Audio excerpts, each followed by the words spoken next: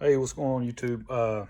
So we're back real quick. Didn't provide the load details for the 338 that we're starting with in the video I just uploaded, and also wanted to go over a couple of issues that I've already run into. I'll tell you what, it seems like the 338 Lapua may be my Eleanor for those that know the Gone in 60 Seconds reference. So, but right, the manual recommends 3.530 overall cartridge overall length. Now, I did test this projectile, which I did all of them. This guy right here, I did test it in the rifle itself using the Hornady overall length gauge, and it touches the lands at 3.580. Okay, so remember that. So the manual recommends 3.530. We were touching the lands at 3.580, so 50 thousandths of jump if we go with what the manual says. Now that's a 2.990 cartridge-based ogive measurement is what I came up with.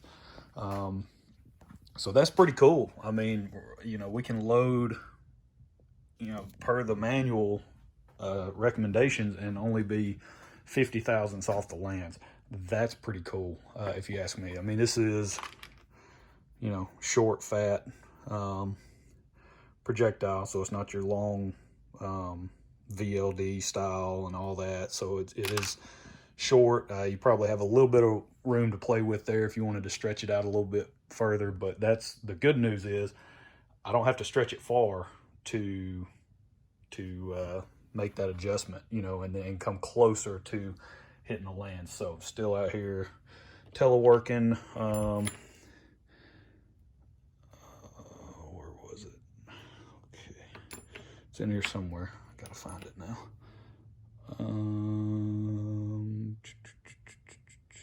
Also, let's see. These guys already have powder in them, so I'm looking for the, here it is. This guy, let's see if I can get to focus. So you see that?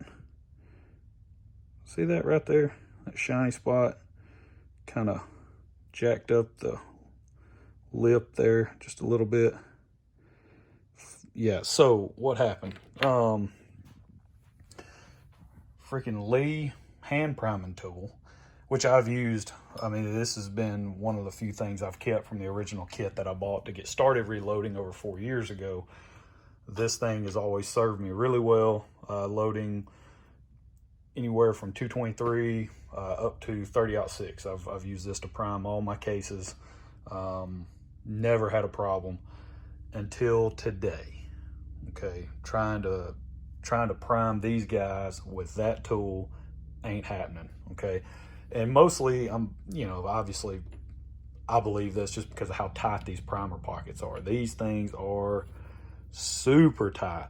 I was able to prime a few with this hand prime tool, and then I don't even know where there it is, the number 8 shell holder.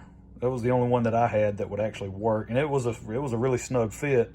But you can see, I mean, there's just not a lot of groove there for it to grip onto right here. That channel, it doesn't go really wide enough, in my opinion. There's not enough material here that allows it to really dig in and kind of get a good hold, good firm hold.